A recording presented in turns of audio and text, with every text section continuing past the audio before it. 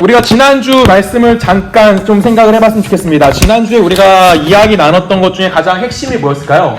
지난주에 나눴던 얘기 중에. 지난주에 우리가 생각해보면은 몇 절이죠? 이스라엘이 흥왕하는 요셉을 알지 못하는 새 왕 이야기를 하면서 세상은 끊임없이 누구를 공격하고 있다? 예수를 믿고 있는 우리들을 공격하고 있다에 대해서 우리가 지난주에 이야기를 했습니다. 오늘은 그 이야기의 연장선에서 하나님은 과연 이 세상 속에서 어떻게 일을 하시느냐에 대해서 우리가 함께 고민해봤으면 하는 생각이 있습니다. 본문의 내용은 간단합니다. 뭐냐면 이스라엘이 우리가 지금 2주 연속 살펴보고 있는 내용은 뭐예요? 이스라엘이 끊임없이 성장하고 있다는 겁니다. 그리고 세상은 끊임없이 그 이스라엘의 성장을 방해합니다. 그래서 이스라엘에게 고된 노역을 시켜요. 노역을 시켜서 이스라엘의 성장을 방해하려고 했는데 그 성장이 방해가 됩니까? 안 됩니까? 안 됩니다. 그들은 또 다시 흥왕해지고 그들이 점점 인구가 늘어나는 거예요. 그래서 이스라엘 백성들이 애굽 사람들이 두려워할 정도로 그들의 숫자가 점점 늘어나게 됩니다. 이때 바로라는 사람이 무엇을 결정하게 되냐면 산파 2명을 부릅니다. 산파 2명을 불러서 그들이 명령한 거 뭐냐면 너희들이 이스라엘 여인들의 아이들을 받을 때 그 아이가 남자면 어떻게 하다? 죽이고 딸이면 살려둬라 라고 합니다.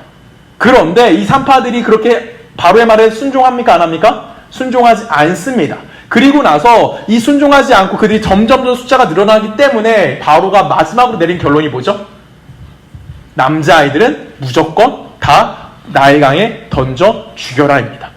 이런 상황 가운데 끊임없는 이스라엘의 성장하고 이스라엘이 하나님 나라로 발전하는 이 가운데서 끊임없이 세상은 누굴 공격하고 있는 거냐면 이스라엘이 점점 그들의 숫자가 많아지는 것을 끊임없이 공격을 하고 있다는 겁니다. 이런 어마어마한 공격 속에서 누가 태어나게 되냐면 우리가 알다시피 모세가 이 상황 속에서 태어나게 된다라는 것입니다. 근데 우리가 생각해볼 문제 중에 하나가 무엇이냐면 우리는 보통 출애굽기 하면 이스라엘이 애굽으로부터 430년이라는 포로 생활에서 구출을 받았고 또한 모세라는 한 위대한 영웅이라고 표현할 수 있죠. 이 위대한 영웅에 의해서 어떻게 됩니까? 그들이 출애굽에서 이제 광야를 지나 가나안 땅에 도착하는 내용을 다루고 있는 것이다 라고 생각을 합니다. 그러면서 우리는 끊임없이 누구에게 집중하냐면 모세 이야기에 집중합니다. 우리는 출애굽기 하면 누가 가장 먼저 떠오르십니까? 라고 질문 던지면 당연히 누가 먼저 떠오릅니까? 모세가 먼저 떠올라요. 우리가 이제 다음 주부터 모세에 대해서 보긴 하겠지만 정말 중요한 건 무엇이냐면 이 모세라는 사람을 하나님께서 과연 어떻게 이끌어 가시느냐, 하나님이 이스라엘의 출애굽을 시키는 과정이 무엇인지에 대해서 우리 고민을 해봐야 되는 겁니다. 첫 번째 시간도 이야기했지만 창세기는 하나님의 창조 사역에 대해서 이야기하는 겁니다. 이 하나님 만들어준 창조 세상을 누가 망가뜨리냐면 아담이 범죄함을 통해서 그 세상이 망가지게 되는 거예요. 그리고 나서 하나님께서 그들에게 요구하셨던 것이, 인간에게 요구하신 것이 무엇이냐면 그러면 내가 너희들을 다시 한번 창조의 회복, 창조의 본래된 목적으로 돌려놓겠다 라고 이야기하십니다. 그것이 무엇입니까? 우리가 흔히 말하는 구원사역이라고 이야기하는 거예요. 그래서 이 출애굽기부터 시작된 모든 이야기들은 어디로 오르게 되는 거냐면 하나님의 구원이 어떻게 완성이 되어져 가는지에 대해서 이야기해 주는 겁니다. 그리고 그 구원의 완성을 이룬 것은 결론적으로 뭘 완성하는 겁니까? 하나님이 요구하시는 창조의 가장 아름다운 모습으로 이어져 나오는 겁니다. 그것 중에서 하나님께서 한 나라를 선택하시는 거예요. 그게 누굽니까? 바로 이스라엘이라는 나라를 선택하는 거고요. 이 나라가 지금 확장되어져 가고 있습니다. 그리고 이 나라가 오랜 시간의 역사를 가지고 결론적으로 패망하게 됩니다. 신약시대로 오게 되면서 어떻게 됩니까? 이스라엘은 완전히 나라가 사라지게 됩니다. 그리고 그 이후에 어떻게 됩니까? 복음이라는 것을 통해서 끊임없이 우리에게까지 전파되어지는 것을 이야기해 주는 것이 오늘 성경에서 우리들에게 해주는 이야기다라는 것이죠. 쉽게 말하면 이스라엘에 성립하고 그 나라가 확장되어지고 그 나라가 나라로서의 모습을 가져야만 하는 이유는 뭐냐면 하나님께서 요구하신 창조의 역사와 또한 구속의 역사를 어떻게 하는 겁니까? 그 내용을 완성하기 위해서 뭔가 하나의 샘플로 보여주는 겁니다. 그런데 그것이 무엇인가? 이스라엘이라는 나라고, 이스라엘이라는 나라는 이 구속사역을 이끌어가면서 끊임없이 누구로 공격받습니까? 세상으로부터 공격받아지고 있는 것. 세상은 끊임없이 하나님의 일에 반대하고 있는 내용을 우리들에게 보여주고 있다라는 것입니다.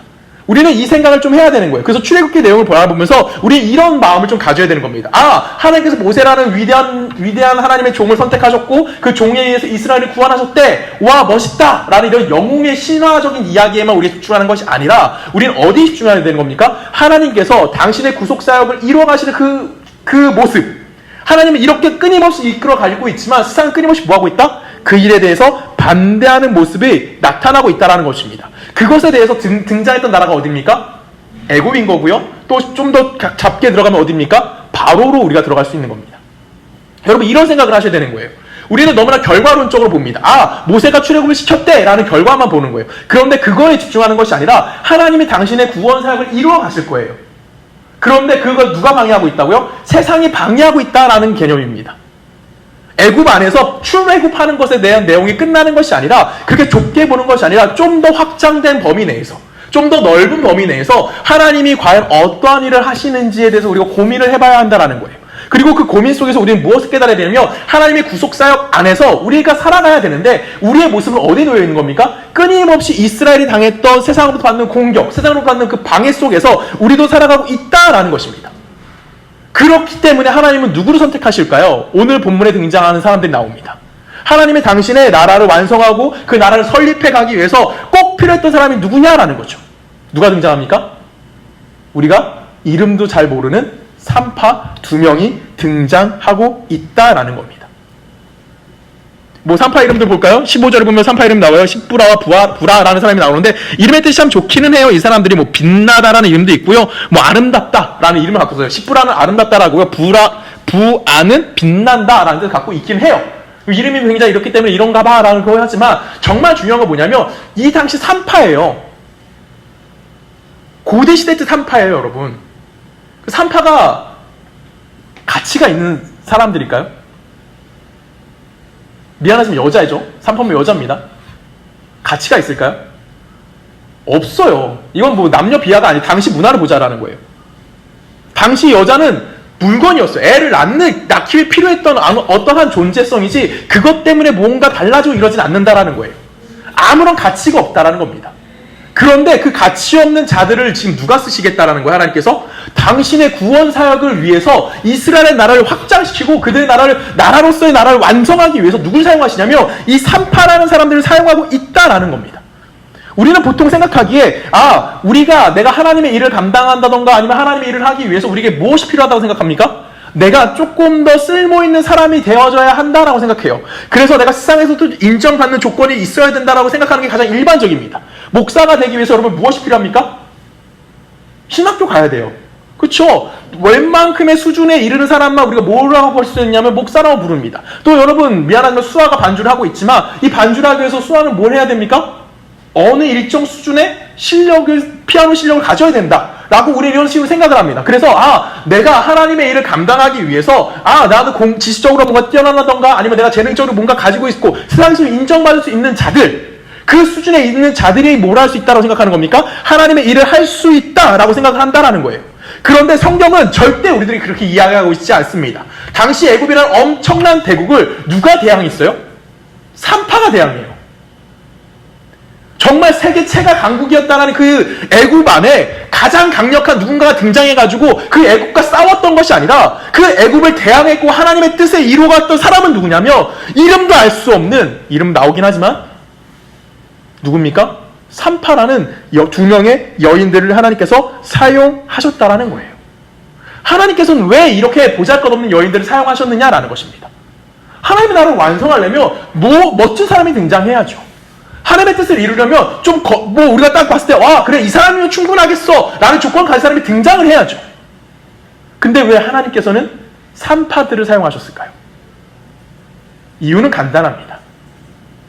오늘 설교의 모든 핵심 내용이긴 하지만 하나님의 나라의 완성은 인간의 힘과 인간의 노력과 아니면 인간의 능력과 아니면 인간이 하나님을 돕겠다는 그 어떤 것들을 통해서 좌지우지되지 않는다라는 거예요.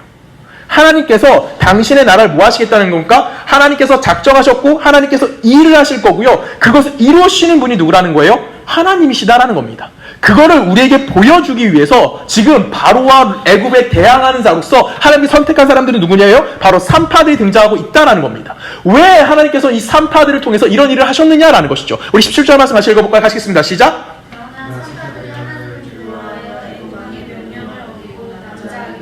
자, 산파들이 지금 뭘 했대요? 하나님을 뭐 합니까? 두려워했다라는 표현이 나와요. 이 두려워했다라는 뜻이 단순히 무서워했다, 하나님을 무서워한다라는 의미도 있긴 하지만 더 그 안에 또 다른 뜻이 뭐가 있냐면 하나님을 경외한다라는 표현이 나와요. 그 밑에 21절에 보면은 그 산파들이 하나님을 경외함으로 라는 표현이 나오죠. 쉽게 말하면 지금 하나님을 뭐 하는 겁니까? 이 산파들은 하나님을 경외하고 있다라는 거예요. 하나님을 경외하고 하나님을 따라가고 있는 자들이라는 거죠. 누굴 따르지 않아요? 바로를 따르지 않는 거예요. 바로를 대항해서 하나님의 일을 하고 있다라는 거예요. 그러면 그들은 누구의 손이 되는 겁니까? 하나님의 손이 되는 거고, 하나님의 손에 붙잡힌 하나님의 도구로서 그 일을 감당하고 있음을 우리에게 보여주고 있다라는 겁니다. 하나님께서 하나님의 백성을 통해서 일을 하실 때 우리가 뭔가 하나님의 쓸모가 있기 때문에, 그래 너는 능력이 있기 때문에 내가 이 자리에, 너는 능력이 없기 때문에 저 끝에 라고 이야기하는 것이 아니라, 하나님께서 그 일을 하시는데 누굴 쓰시겠다라는 거예요? 그냥 너희들을 사용할 뿐이라는 거예요. 그리고 그 사람은 뭘 증명하는 걸까요? 하나님이 어떠한 분인지, 하나님이 어떻게 일하시는지를 보여주기 위한 하나의 도구에 지나지 않은 것이, 그 백성의 유용성을 가지고 이 사람을 쓰고 이 사람을 쓰지 않겠어 라고 이야기하는 것이 절대 아니다라는 것입니다. 이걸 여러분들이 기억하셔야 되는 겁니다. 내가 신앙생활하면서 가장 우리 청년들이 가장 많이 놓치는 게 뭘까요? 내가 능력이 부족하다라는 얘기예요. 내가 뭔가 해야 되는데, 내가 교회에서 뭔가도 해야 되고, 행사에 나가서 뭔가를 해야 되는데, 가장 내가 뭐가 없다고 생각합니까? 능력이 없다고 생각하는 거예요. 그래서 나는 지금 내 일을 잘 못하는데, 내가 감히 어떻게 하나님 나라의 일을 해? 라고 생각하는 거죠. 우리의 가장 연약한 부분이 여기입니다. 내가 하나님을 믿어요. 예수 그리스도가 누군지 알겠어요. 예수 그리스도를 통해서 우리에게 주어진 구원의 은혜가 뭔지 알아요. 그런데 내가 감히 어떻게 그 위대하신 하나님의 일을 하겠냐는 거 이야기하는 거예요. 왜? 지금 나를 딱 봤더니 어때요? 보잘것이 없어요. 내가 나이 40 먹었어요? 올해 40 됐어요? 내가 누군가 자랑할 게 있을까요? 누군가에게 보여줄 게 있을까요? 여러분들이야 내가 목사니까 여기서 내가 서서 설교하면 아 그런가 봐다 하고 여러분들이나 인정해 주지, 밖에 나가서 누군가 날 인정해 줄까요? 아무도 인정해 주지 않아요. 오히려 난 세상에 나가면 쉽게 말하면 찐따예요. 나이 40 먹고 이런 일 한다? 여러분 인정해 줄 수 있어요? 남자로 보일까요? 그런 사람, 여자 자매님들 그런 남자랑 결혼할까요? 무능력해 보이는데? 뭔가 드러낼 것이 하나도 없는데? 근데 하나님은 뭐 하신다고요? 당신을 두려워하고 당신을 따르는 자들을 통해서 뭐 하시는 겁니까? 하나님의 일을 하시는 거고요. 그 나라를 확장해 가신다라는 거예요. 쉽게 말하면 우리의 능력 여하에 따라서 하나님의 그 일을 멈추시는 것이 아니라, 하나님은 그 능력 없음을 통해서 무엇을 드러내신 거예요? 당신이 어떤 하나님인지를 우리에게 분명히 보여주신다라는 겁니다. 그래서 나 같은 놈도 여러분 앞에서 뭐 할 수 있는 겁니까? 설교하는 거예요. 이게 여러분들이 생각하셔야 되는 겁니다. 제가 능력이 많기 때문에 여러분 앞에 서 있는 것이 아니라, 하나님께서 그 일을 하시기 위해서 나를 뭐 하시는 겁니까? 사용하고 있는 것뿐이라는 거예요.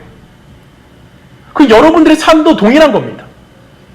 여러분들이 지금 딱 봤을 때 딱 누군가 나는 이거 드러낼 수 있어 라고 얘기할 수 있을까요? 수아야 회사 가서 너의 삶을 드러낼 수 있니? 지혜야 그렇게 할 수 있어요? 내 삶을 막 드러낼 수 있을까? 나는 이런 사람입니다. 나는 그 능력이 이렇게 대단합니다. 나는 이런 능력이기 때문에 이런 직장을 가졌습니다. 이런 일을 합니다. 아직 그런 사람 없을 거예요, 우리 중에. 근데 하나님은 그런 사람들을 쓰신다는 거예요. 왜 쓰실까요? 그 사람의 능력 여하에 따라서 당신의 뜻이 변화되는 것이 아니에요. 비록 연약하고 비록 가진 것이 없어 보일지라도 뭐 할 수 있는 겁니까? 하나님이 그 사람을 들어 사용하시고 하나님의 어떠하심을 우리들에게 보여주시는 것. 그것이 그리스도인이라는 겁니다. 그것이 예수를 믿고 있는 우리들의 본질인 거예요. 그래서 우리는 그 삶을 살아내야만 하는 겁니다. 비록 연약하고 비록 보잘것 없을지라도 하나님께서는 뭐 하시겠다라는 거예요? 애굽이란 어마어마한 대국을 대항마로 누굴 사용하셨냐면 산파 2명을 사용하셨고, 그 산파 2명에서 어떻게 됐다고 합니까? 21절에 보면 그 산파들이 하나님을 경외함으로 하나님이 그들 집안을 흥왕하게 하신지라. 그 다음에 20절에 보면 하나님이 그 산파들의 은혜를 베푸심으로 그 백성이 번성하고 매우 강해지더라. 하나님의 일이 멈춥니까? 안 멈추는 거예요. 하나님의 일이 중단됩니까? 중단이 안 돼요. 단지 이들이 뭐 했는데? 하나님을 경외했고 하나님을 두려워했어요. 그리고 그들은 그들의 일을 한 것뿐입니다. 그랬더니 하나님은 그 일을 진행하셨다라는 겁니다. 우리 마태복음 가서 이 얘기를 좀 더 깊이 좀 살펴볼까요? 마태복음 4장입니다. 우리 같이 교독할까요? 예수께서 온 갈릴리에 두루 다니사 그들이 회당에서 가르치시며 천국 복음을 전파하시며 백성 중에 모든 병과 모든 약한 것을 고치시니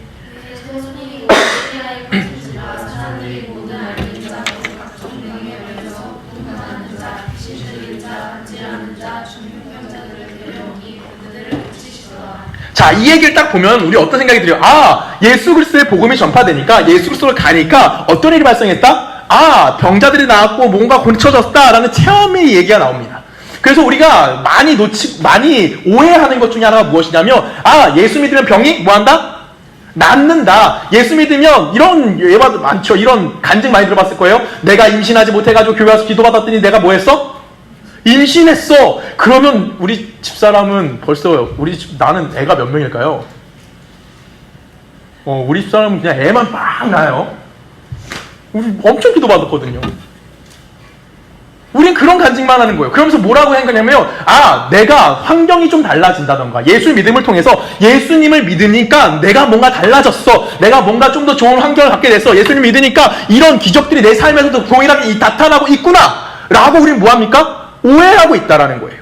근데 잘 생각해야 되는 건 뭐냐면, 우리가 지금 생각해야 되는 건 뭐냐면, 하나님의 나라는 과연 어떻게 우리들 안에 다가오고 있느냐라는 것입니다.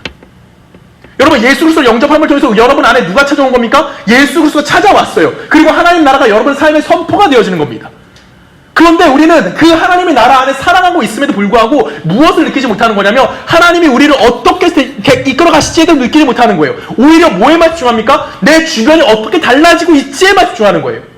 그것이 이 성경을 우리가 좀 오해하고 있는 부분인 거예요. 예수님이 갔어요. 그때 어떤 일이 발생했대요? 천국 복음을 전파하니까 백성 중에 모든 악한 것과 뭐 병든 자도 낫고요, 뭐 중풍병자, 간증자, 귀신 들린 자, 고통받는 자 다 낫대요. 아, 예수 믿으면 환경이 좋아지는구나 라고 착각한다고요. 우리는 보통 나라 하면 어떻게 생각합니까? 나라를 위해서 몇 가지가 필요하죠? 나라의 기본 요소가 뭐죠? 3가지? 여러분 배웠던 거 기억해볼까요? 뭐가 있습니까? 땅을 좀 이쁘게 표현해볼까요? 그렇죠. 뭐겠죠? 땅. 그래서 영토가 있어야 되고요. 국민이 있어야 되고. 또 뭐 있어야 돼요? 우리나라가 뺏겼던 거 일본한테. 그렇죠. 정리가 이거 주권이라고 그러죠. 요 3개가 기본적으로 우리 갖고 있어야 되는 거예요. 그게 국가의 성립 요소 맞죠? 제 기억으로. 그렇죠. 정답이에요. 그게. 우리의 기억이 정답인 거죠. 뭐 우리끼리 없잖아요. 우리뿐이잖아요. 우리의 기억이 맞는 거예요. 이 3가지가 맞아요. 이렇게 치고 넘어갑시다. 그런데 하나님의 나라는 어떻게 이루어질까요? 하나님의 나라 땅, 국민, 뭐 백성, 하나님 백성, 그 다음에 뭐 주권, 이런 얘기가 하나님 나라와 관련이 있을까요? 우리가 이야기한, 성경이 이야기하는 하나님 나라라는 것은 좀 세상에서 이야기하는 나라와의 개념과 좀 다릅니다. 왜 그러냐면, 하나님의 나라라는 것은 단순히 무엇에 대해서 이야기하는 거냐면, 하나님의 통치하심에 관련된 이야기인 거예요. 하나님이 무엇을 통치하고 있느냐에 대해서 이야기하는 겁니다. 오늘 주일학교 설교 시간에 잠깐 얘기는 하긴 했는데, 여러분, 하나님이 왜 여러분들을 하나님의 형상으로 만들었을까요? 여러분 왜 하나님의 형상입니까? 우리 너무나 쉽게 어떻게 접근을 하냐면, 아, 하나님의 성품을 닮았대 라고 이야기해요. 여러분 중에 하나님의 성품 닮은 애 누가 있어요? 하나님의 성품이 이래요? 하나님이 이럴까? 그래요, 여러분? 하나님 성품이 정말 이렇게 안에 막 분노가 가득하고 막 이런 모습들이 하나님의 성품일까요? 당신의 성품대로 만들었대잖아요. 이 형상이라는 것은 그런 뭐 내면적인 것도 가능해요. 왜 그러면 하나님의 형태가 없으니까, 겉모습이 없으니까, 하나님의 영이니까 볼 수 없으니까. 하나님의 모양이라고 이야기하는 이유가 뭘까요? 성경에서 굳이. 그거는 통치 영역에 관련된 이야기인 거예요. 당시 이 창세기 기록에 영향을 가장 많이 미쳤던 민족이 어디냐면 애굽이라는 민족이에요. 애굽이라는 민족이 가장 많이 했던 게 뭐냐면, 통치 영역을 표시할 때 당신의 그 왕의 흉상을 만들어서 어디에 갖다 놓을까요? 자기 땅의 마지막 자리에 갖다 놓습니다. 영토의 제일 끝자리에 갖다 놓고 그 자리가 누구의 땅이라고 선포하는 거냐면, 여기까지 내 땅이라고 이야기하는 거예요. 그렇기 때문에 하나님의 나라의 통치라는 것은, 하나님의 나라라는 것은 결론적으로 뭐에 관련된 거냐면, 하나님의 통치의 영역 안에 들어갔냐, 그렇지 않느냐에 관련된 개념인 것입니다. 우리가 잘 생각해봐야 되는 건 뭐냐면, 내 삶에서 하나님의 통치를 받고 있니, 그렇지 않니에 대해서 이야기해야 되는 것이, 내가 병이 낫고 사업이 잘 되고 뭐 인간관계가 좋아지고 학교에 붙고 뭐 내가 직장에 취업하고 이런 것이 하나님의 통치 영역이라고 이야기하면 안 된다라는 거예요. 하나님의 통치하심과 그 통치하심 영역 안에서 내가 이제는 세상과 다른 통치, 세상이 만들어내지 못하는 그 통치 영역으로 내가 초청받은 거고, 우리 그 초청되어짐 때문에 뭐 하는 겁니까? 그 안에 하나님의 영향력 안에 살아가고 하나님의 통치의 영역 안에 살아가기 때문에 여러분을 뭐라고 표현하는 거예요? 그리스도인이라고 표현하는 거예요. 우리 요한계시록 읽어볼까요? 같이 읽습니다. 요한계시록 21장 4절 같이 읽습니다. 시작.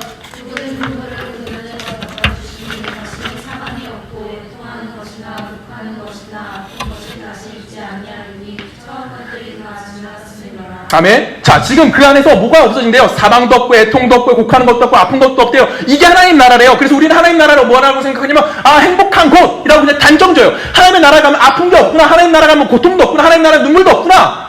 라고 생각하고 우리는 형식적인 이야기를 해요. 그런데 이것이 어디에 있냐라는 거죠. 하나님 나라에 이것이 없대요. 눈물도 없고요. 고통도 없고요. 아픔도 없고 애통도 없대요. 그럼 이것이 있는 나라가 어디예요? 세상이라는 거죠. 이해가십니까? 하나님의 통치가 그 안에 들어가면 이게 하나님의 통치가 가장 기본적인 얘기를 하는 건데 첫 번째 본질에 대해서 이야기하고 하나님 나라의 핵심에 대해서 이야기하는 건데 하나님의 나라에 무엇이 존재하지 않는다는 거예요? 이런 애통함이 없는 거예요. 쉽게 말하면 세상의 통치가 하나님 나라가 세상 안으로 들어감을 통해서 그 안에서 무엇이 상실되는 겁니까? 요것이 없어져 간다라는 거예요. 애통하는 것이 사라지는 거예요. 왜? 이제 그 자리에 누가 통치하니까? 하나님이 통치하니까. 왜 그렇습니까? 세상이라는 나라는 어떤 거예요? 세상의 통치권이라는 건 뭐예요? 세상이 만들어낼 수 있는 게 뭡니까? 죽음밖에 만들어낼 수 없어요. 세상은 망하는 것밖에 만들어낼 수 없고요. 세상은 서로 싸울 수밖에 없고요. 서로 내가 더 갖게 남을 짓밟는 것. 이것이 세상의 통치 방법이라고요. 이 통치 방법 가운데 누가 개입해 들어가는 겁니까? 하나님의 통치가 개입해 들어가는 거예요. 그것이 복음이 전파되는 곳이라는 표현을 쓰는 겁니다. 그 하나님의 통치가 들어갔어요. 복음이 전파됩니다. 그랬더니 무슨 일이 발생합니까? 병이 나왔어요. 귀신이 쫓겨났어요. 쉽게 말하면 사망의 통치권이 그 영역을 뭐 하는 거예요? 상실해 버렸다라는 겁니다. 그 상실한 자리에 무엇이 찾아오는 겁니까? 하나님의 영역이라는 것을 이제 표시하는 거예요. 그 표시의 증거품으로 등장했던 게 뭐예요? 병이 났다라는 거예요. 이젠 이 자리에 누가 통치하는 겁니까? 하나님이 통치하니까 이 자리에 무엇이 사라졌다고요? 슬픔이 사라졌다고요. 이제 이 자리는 누구 거라고요? 하나님의 것이라고요.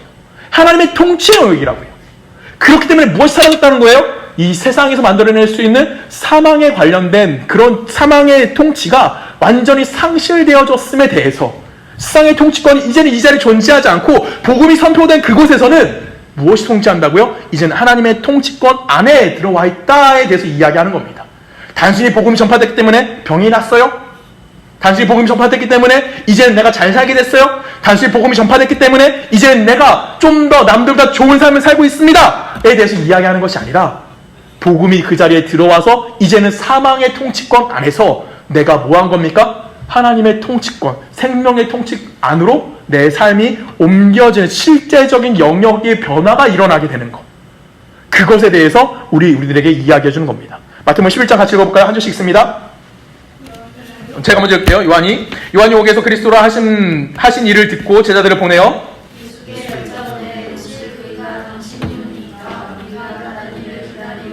예수께서 대답하여 이르시되 너희가 가서 듣고 보고 보는 것을 요한에게 알리되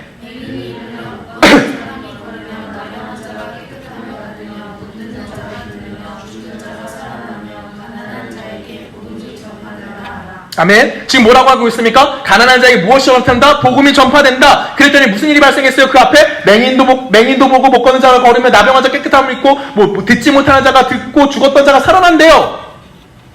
이런 어마어마한 일이 일어난대요. 무엇이 전해졌을 때? 하나님의 복음이 그 안에 들어갔을 때. 이제는 그 안에 무엇가 존재하지 않는 거예요? 하나님의 통치 영역 안에 들어와 있기 때문에 이런 일들이 발생한다라는 거예요. 근데 이 요한이 뭘 했을까요? 세례 요한이 누굽니까, 여러분? 세례 요한이 뭐 하는 사람이죠? 누구의 길을 예비했던 자죠? 예수님이 이 땅에 오실 걸 예비했던 자예요. 그래서 예수님은 세례 베풀었던 자가 누구냐면 세례 요한이에요. 그래서 세례가 붙는 거예요. 예수님 그 세례 베풀었기 때문에 딴 이유가 없어요. 원래는 요한이에요. 근데 이 사람이 했던 일이 가장 중요성이 뭐냐면 딱 하나예요. 요한복음에 나오는 거 딱 하나예요. 뭐죠? 요한이 외쳤던 말이 저기 봐라 세상들의 지고 가는 어린 양이로다. 요 말을 하려고 요한이 태어난 거예요. 요한의 인생의 목적이 뭐냐면 요 얘기 끝이에요. 저가 메시아가 왔어. 끝. 요한은 이것만 하면 끝난 거예요. 더 이상 그거 할 일이 없어요. 그의 삶의 책임질 일이 하나도 존재하지 않는다고요. 요한의 유일한 삶의 책임은 저분이 메시아입니다 라고 선포만 하면 되는 거였었어요. 그 선포했어요. 세례를 베풀었어요. 하늘이 열렸어요. 성령이 내려왔어요. 그리고 나서 요한이 감옥에 갇힙니다. 감옥에 갇혀서 이제는 예수가 무엇을 하는지 봤어요. 근데 요한이 이제 이상한 거예요. 아니 분명히 메시아가 맞는데 메시아가 해야 될 일이 뭐죠? 메시아가 해야 될 일이 뭐예요? 구원이에요? 그렇죠? 어디로부터? 당시 1세기로 가면, 요한의 시대로 가면 로마로부터 구원이에요.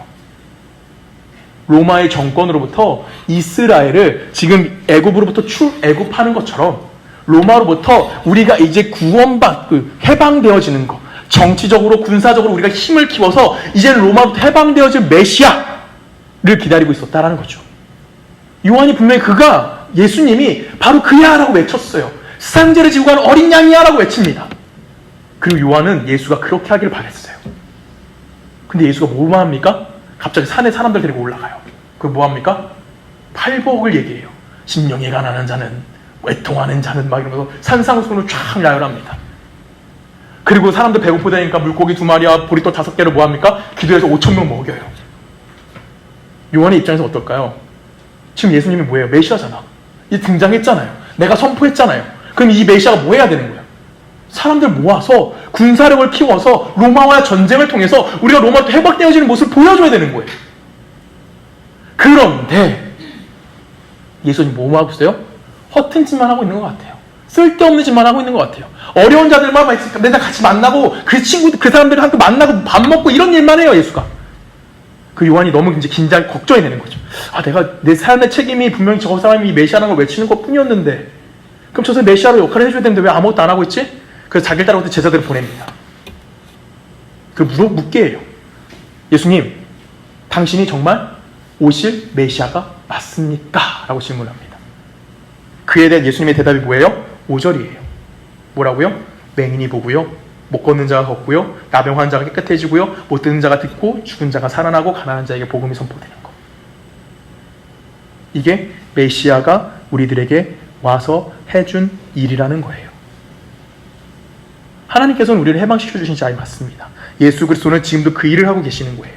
어디서부터입니까? 세상의 권력부터 여러분을 해방시키거나 세상의 능력부터 여러분을 자유케 만드는 것이 아니라 사망과 죄의 권세 아래 놓여있던 우리들을 누구의 통치 영역으로? 하나님의 통치로 옮겨주는 것이라고 얘기하는 거예요. 그것이 바로 5절의 말씀인 것입니다. 예수님이 그걸 너희들이 보고 있지 않니? 라고 대답을 하는 거예요. 너 요한한테 가서 그렇게 전하라고. 하나님의 통치 영역이 선포되어지고 있다고. 세상의 통치 영역에서 죽어가고 있던 인간들에게 그들이 회복되어지는 증거로 나타나고 있다고. 이게 하나님의 통치 영역이고 이게 메시아임에 대해서 이야기해 준다라는 겁니다. 저는 우리도 이 당시 유대인들과 별반 다르지 않다라고 생각을 합니다. 세리고는 직접 예수를 봤어요. 그럼에도 불구하고 믿지 못했습니다. 여러분 직접 예수를 본 사람, 만약에 만약에 내가 예수를 직접 봤어요. 그럼 여러분 믿겠습니까? 우리도 별반 다르지 않을 거예요. 그래서 우리의 기도의 대표성은 뭘 갖고 있습니까? 하나님, 내가 좀 더 좋은 자리에 올라가게 해주십시오라고 기도하는 거예요. 내가 하나님의 통치 영역에서 살아가고 있습니다라고 이야기하는 것이 아니라 하나님, 내가 좀 더 좋은 자리, 좀 더 높은 자리, 좀 더 나은 위치, 그곳에 올라가서 내가 누구의 일을 감당하겠습니까? 하나님의 일을 감당하겠습니다라고 이야기하는 거예요. 대표적으로 누가 기도합니까? 교회에서 기도 열심히 하시는 분들 대표는 이렇게 기도해요. 자녀를 위해 기도하죠. 보통 뭐라고 기도합니까? 엄마들이 꼬리가 되지 않고 머리가 되게 해주십시오. 솔로몬의 지혜롭게 하게 해주십시오. 왜? 왜 그런 기도를 하실까요? 하나님의 통치형에 살아가기 원합니다니까요? 아니면 세상에서 나은 자리를 가져서 정말 세상이 좋아하는 사람의 자리, 그 위치에 올라가서 세상의 통치권 안에 살아가기를 원해서 그렇게 기도하실 건가요? 여러분의 기도는 다를까요? 우리는 맨날 기도할 때 그런 기도만 하는 거예요. 내가 좀 더 좋아지게 해주십시오. 좀 더 큰 힘을 갖게 해주십시오. 그래서 내가 이제는 세상이 쫓아오지 못한 더 세상이 요구하는 가장 높은 자리에 올라가서 뭐 하겠다고? 세상을 이기겠다고. 죽음의 권세를 가지고 무엇을 이기겠다고요? 죽음의 권세를 깨겠다라고 헛소리하는 거예요. 근데 우리는 그걸 너무 원하죠. 왜? 그것이 내가 무언가 됐고 무언가 가졌다라는 증거품으로 나타나고 있기 때문에. 그건 우리가 뭘 오해하는 겁니까? 복음이 선포된 곳에서 사람들이 나았다라는 거. 아, 복음이 오면 내 문제가 해결되어지는구나 라고 착각을 하는 거예요. 무엇입니까? 복음이 선포되는 그 자리는 하나님의 사망의 권세, 사망의 통치권에서 이제는 하나님의 통치권으로 변화되어진 거예요. 그래서 그 안에 그것이 존재하지 않음에 대해서 이야기해 주는 거라고요. 단순히 뭔가 기적이 나타났습니다에 대해서만 이야기하는 것이 아니다라는 것입니다. 하나님의 나라는 세상이 만들어낼 수 없는 걸 만들어냅니다.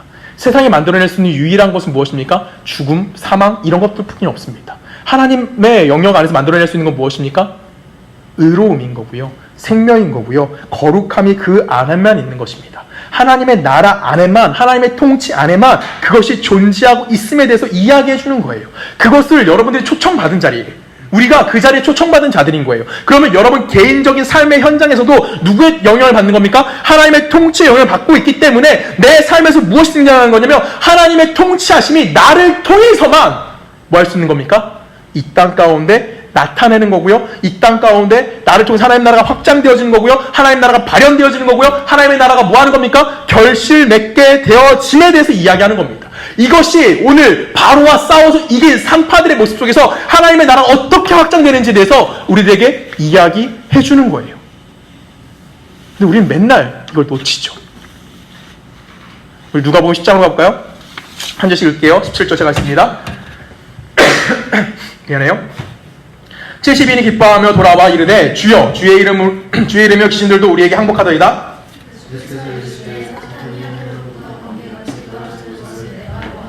내가 너에게 뱀과 정갈을 밟으며 원수의 모든 능력을 제어할 권세를 주었으니 너희를 해칠 자가 결코 없으리라.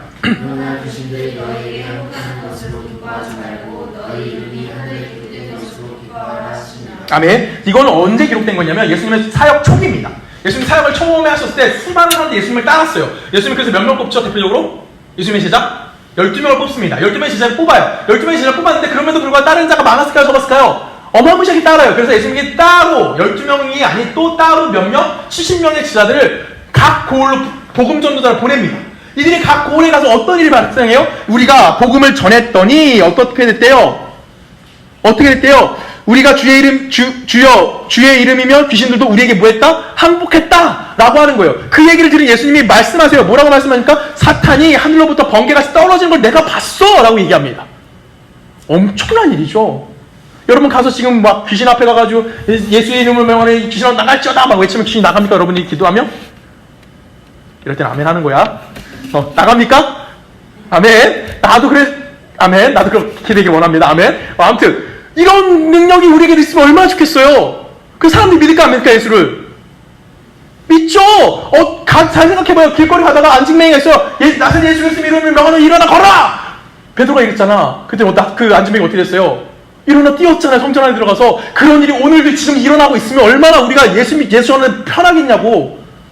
예수 믿으라 말하기 얼마나 편하겠냐고. 내가 그런 능력 갖고 있으면 얼마나 대단하겠냐고. 근데 예수님 뭐라고요? 우리 20절 다시 한번 읽어볼까요? 그러나 귀신들이 너희에게 항복한 것으로 뭐하지 말고 기뻐하지 말래요. 왜? 이게 좋은 일 아니에요? 이게 위대한 일 아니에요? 이게 우리가 원하는 일 아니에요?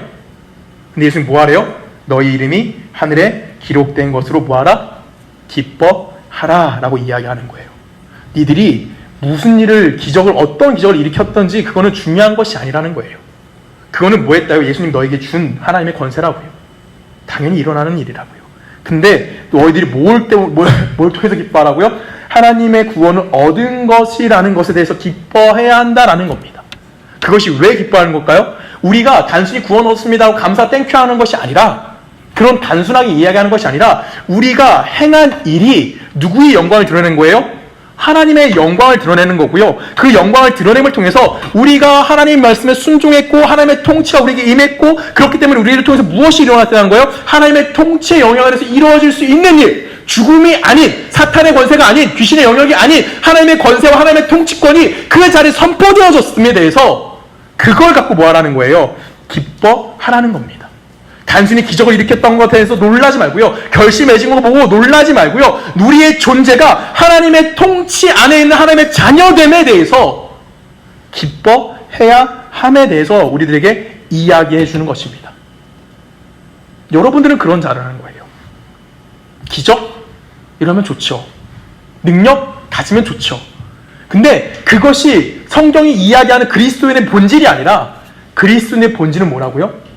그런 기적을 일으키게 된 하나님의 통치 영역 안에 살아갈 수 있는 우리의 삶에 대해서 이야기해주고 있다는 겁니다.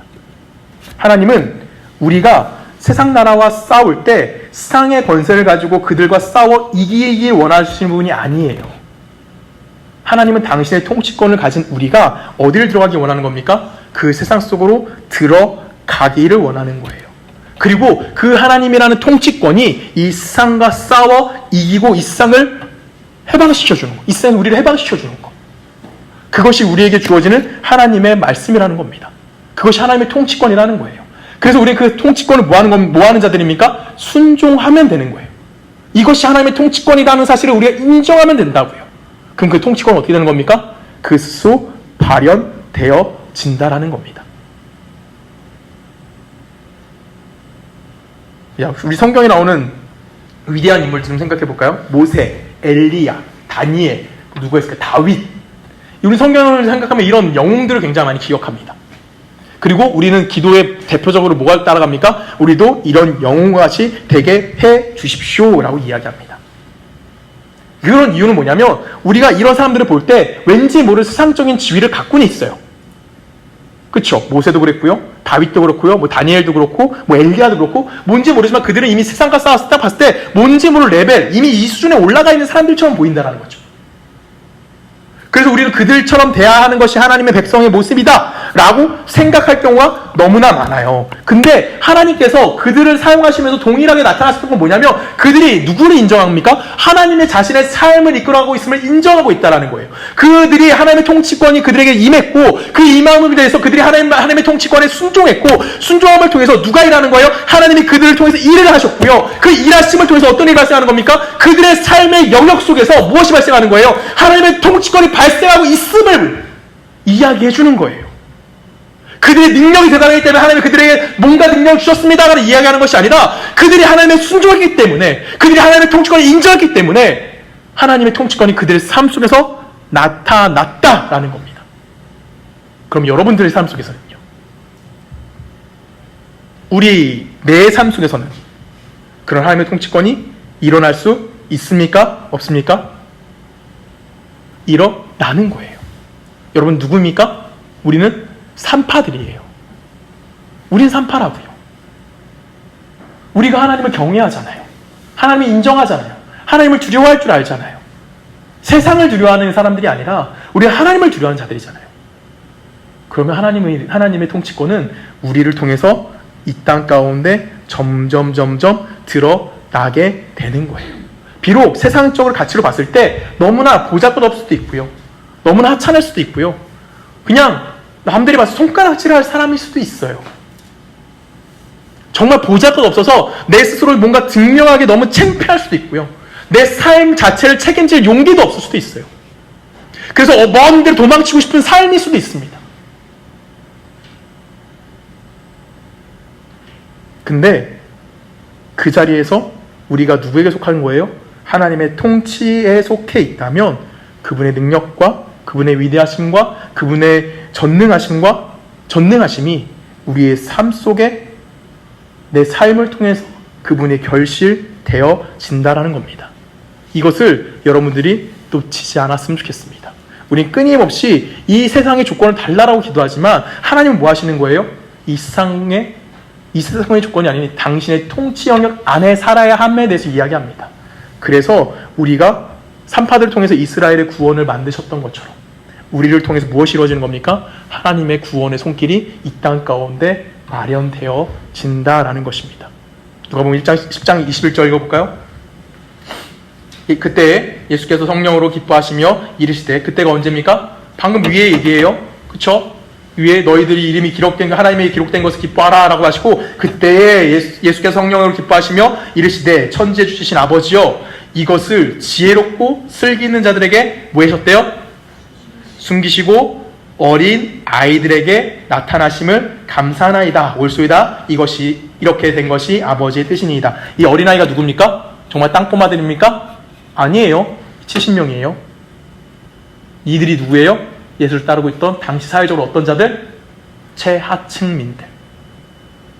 그들에게 이 하나님의 통치권이 나타남을 뭐 한다고요? 감사한다고요. 하나님은 하나님 나라의 확장을 통해서 이 땅에 오심을 통해서 이 세상에서 똑똑하고 유능하고 뭐 능력 있는 자들 골라서 하나님 나라를 세우시는 것이 아니라 인간들 중에서 보잘것 없고요, 쓸모 없고요, 능력이 없지만 내가 하나님 앞에 헌신하고 하나님을 인정할 수 있는 나, 그 자들을 통해서 뭐 하시는 겁니까? 당신의 나라를 그 사람들을 통해서 확장시켜 가신다라고 우리에게 이야기하는 겁니다. 그 확장의 안에서 누가 필요한 겁니까? 우리가 필요한 거예요. 왜? 우리에게 베푸실 은혜와 우리에게 베푸실 전능하심과 우리를 채우실 그 어떠하심, 하나님의 능력 되심, 하나님 되심, 이거를 우리들의 삶에 채워주시는 거고, 그 채워짐을 통해서 우리는 누굴 고백하는 겁니까?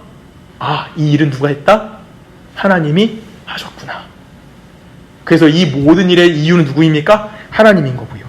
이 모든 일의 원인 또한 누구입니까? 하나님이신 거고요. 이 일의 근거는 누구입니까? 하나님이다라고 얘기하는 거고요. 이 일은 모두 다 누가 했습니다? 하나님이 했습니다라고 고백하게 만들어주시는 겁니다. 그렇게 하기 위해서 우리를 이 땅에 보내주신 거예요. 우리는 일반적으로 세상에서 좀 인정받는 자라고 얘기하면 뭐 윤리적으로 좀 더 좋다던가, 아니면 경제적으로 좀 더 나았다던가, 아니면 종교적으로 좀 더 열심히 갖고 있다던가, 유능하다던가, 똑똑하다던가, 아니면 내가 선행을 좀 많이 베푸는 자를 통해 하나님 나라가 완성되어질 것이라고 생각들을 합니다. 그런데 하나님은 당신의 거룩함과 당신의 그 신성한 것들을 누구에게 주시는 거예요? 당신 통치 영역 안에 있는 사람들이 주는 겁니다. 그리고 그 자리에서 뭐 하는 겁니까? 하나님의 나라를 완성해 가시는 거예요. 여러분들에게 누구를 허락하셨습니까? 예수 그리스도를 보내주신 거예요. 그리고 하나님이 어떠한 분인지를 우리가 받아 누리게 만들어주신 거고요. 그 받아 누린 걸 뭐 하라고요? 이 세상에 나누게 하신 것, 이것이 바로 하나님 나라인 것입니다. 여러분들이 구원이라고 이야기하면, 우리가 쉽게 우리가 얻은 구원이라고 이야기하는 구원이라는 것이 바로 성경이 이렇게 우리들에게 이야기해 준다는 것이죠. 구원은 예수 믿고 천국 가는 것이 아니라, 맞아요, 예수 믿고 천국 가는 겁니다. 중요한 거는 근데 예수 믿고 천국 가지만 우린 누구의 통치 영역? 하나님의 통치 영역에서 살아가게 되어진다라는 겁니다. 이 현실이 우리들에게 매일같이 주어지는 거예요. 매 순간 주어지는 거예요. 여러분 매일 다윗이 되는 거고요. 여러분 매일 엘리야가 되어야 되는 거고요. 여러분 매일 모세가 되어야 되는 겁니다. 우리의 삶에서 내 존재와 내 삶의 모든 영역 안에서 사소한 것조차도 이미 누구의 것이라는 거예요? 하나님의 통치 영역과 세상의 그 죽음의 통치 영역이 싸움이 일어나고 있는 거예요. 쉬운 일 하나 들어볼까요? 어릴 때 다 이렇게 싸웠을 거예요. 자, 어린 꼬마들이 싸웁니다. 유치원에서 어린 꼬마들이 막 싸우고 있어요. 우리 뭐라고 얘기하죠? 우리 아빠 뭐라 그러죠? 부장이야, 뭐 회장이야. 그럼 점점 애들 뭐 어떻게 되죠? 우리 집에 뭐 있어? 너 이거 있어? 너 뭐 그러면 누구가 찾아가요? 뭐 우리 할머니는, 우리 이모는, 우리 고모는 막 이러면서 우리 집안에 뭔가 더 있으면 대해서 얘기하죠. 다 그렇게 싸워봤죠? 안 싸웠나? 나만 그렇게 싸우니? 나만 그렇게 싸웠니 어릴 때? 우리 집에 뭐 있어? 너 있어? 막 이러면서 결론 세상에서 내가 더 많이 가진 것 갖고 싸워요. 어릴 때부터. 교통사고가 납니다. 어떻게 싸우죠? 지금은 이제 보통 보험회사들이 해결을 해주지만, 이제 정말 뚜껑이 열렸어요. 제가 닥터 김사부를 굉장히 좋아합니다. 이번에 또 새로 시작하셔가지고 제가 되게 은혜를 받고 있는데, 내일이 기대되고 있어요. 3부를 내일 좀 봐야 돼서 너무 지금 행복한데, 전편에, 1편에 나왔던 게 하나 있어요. 뭐가 나왔냐면, 나 이런 거 얘기합니다. 제 드라마 광인 것처럼 나오긴 하는데 드라마 그렇게 많이 보진 않아요. 몇 개만 보는데 김사부가 참 재밌더라고요. 여러분들도 보세요. 아무튼 거기서 1부 때 예전에 옛날 거죠. 옛날 거에 뭐가 나왔냐면 어떤 사람이 그 병원 와서 소리를 지르는 거예요. 내가 뭐라 그러니 그거 그 건강보험공단? 그런 복지부? 내가 복지부 장관 누구를 알아! 막 소리 지르는 거예요. 세상은 이게 끝이에요. 내가 너보다 더 많이 가졌어. 내가 너보다 더 뭔가를 하고 있어. 근데 우리들은 안 그러냐는 거죠. 여러분 삶에서 안 그렇지 않습니까? 내가 누군가와 싸울 때, 내가 누군가 뭐 부딪혔을 때, 우리는 이 세상의 통치에 내 삶을 너무나 쉽게 내던져버려요. 나는 하나님의 통치 영역에 있다라고 이야기하지만 너무나 쉽게 세상의 영역 가운데 그냥 뚝 던져버려요. 그래서 잊어버리죠. 내가 큰일 할 때만 하나님의 은혜 안에 있겠습니다라고 얘기하는 거예요. 내가 교회 올 때만 하나님의 은혜 안에 있겠습니다라고 얘기하는 거죠. 어디서는, 세상에서는 매일 같은 매 순간순간에 내가 누구의 통치 영역에 순종하지 않아요? 하나님의 영역에 순종하지 않고 우리는 뭐합니까? 세상에게 맨날 지는 거예요. 그래서 우리의 기도가 맨날 이거예요. 하나님 능력 주십시오. 하나님 크게 해주십시오. 하나님 성령의 능력을 부어주십시오. 그래서 내가 뭐 하기 원합니까? 당신이 이를 감당하기 원합니다. 언제 할 건데 도대체? 맨날 우리 기도 이거죠. 성령의 충만함을 우리에게 허락해 주십시오. 눈물 찌르르 그리면서. 언제 충만해질 건데요? 이미 하나님 여기 계신데, 이미 예수는 내 마음에 오셨는데, 이미 우리는 하나님의 통치형에 있는데, 매 순간순간 이미 하나님의 통치형에 있기 때문에 그것 세상의 권세 가운데 우리 끊임없이 싸워 이겨야 되는 자들인데, 우리 세상의 통치형역 안에서 매일같이 뭐합니까? 평생 내가 할 일을 놓치고요, 그냥 내가 어느 한 순간에만 끊임없이 뭔가 대단한 일을 하고 싶어하는, 내가 어느 순간 하나님의 성령이 정말 미친듯이 내 안에 타올라서 내가 정말 하나님의 나라를 위해서 뭐 지하철에서 전도하고 막 이런 능력이 생길 때까지 우린 뭐 하길 원해요? 기도하길 원하죠. 그리고 우리는 끊임없이 세상과 뭐 합니까? 세상과 타협하고 세상 속에 들어갑니다. 그 세상의 권력 안에서 주님을 찾는 거죠. 근데 주님은 세상의 권력에서 일하지 않으십니다. 예수님이 뭘 하셨을까요? 예수님은 당신의 권세를 가지고 와서 이 세상과 싸우셨어요. 그 예수님이 가지고 온 권세 무엇입니까? 십자가에 죽으신 거예요. 예수님이 죽음을 이기시기 위해서 어디로 가셨습니까? 죽음의 현장으로 들어가셨습니다. 무엇을 가지고? 자기의 목숨을 가지고. 성경을 좀 읽어볼까요? 마가복음 8장 34절입니다. 가시겠습니다. 시작!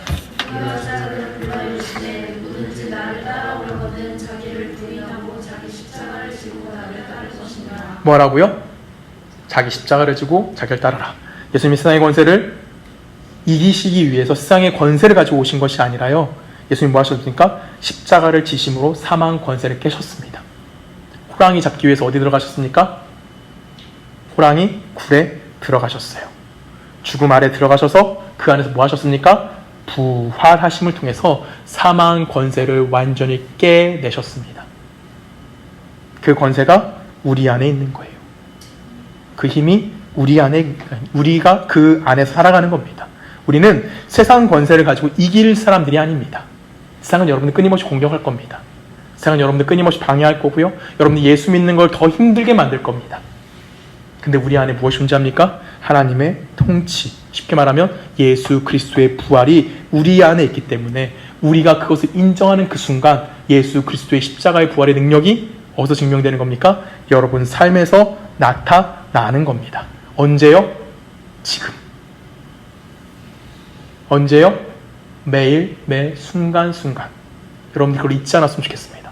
내가 하나님의 통치 영역에 있다라는 거, 내가 신앙적으로 뭔가 더 충만함만 기도하는 것이 아니라 오늘 내가 사람을 만날 때, 오늘 내가 직장을 구할 때, 오늘 내가 공부할 때, 오늘 내가 연습할 때, 이때 난 누구의 통치 영역에 있다고요? 하나님의 통치 영역에 있음을 여러분들이 외면하지 않으셨으면 좋겠습니다. 그 하나님의 통치가 내 안에 있음을 기억하기 위해서 노력했으면 좋겠어요. 그것이 오늘 산파들이 보여준 모습입니다. 바로가 두려워하지 않았을까요? 산파예요. 죽여버리면 돼요. 바로한테 당당하게 거짓말해요. 바로가 그걸 믿어요. 신기하죠. 하나님이 그의 집안을 뭐 하셨대요? 왕흥왕하게 하셨대요.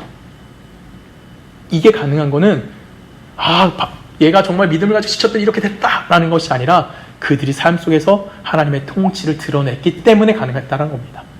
오늘 여러분들의 삶이 이런 기적을 경험할 수 있는 삶이 되기 원합니다. 여러분 삶에 하나님의 통치가 가득해지기 원합니다.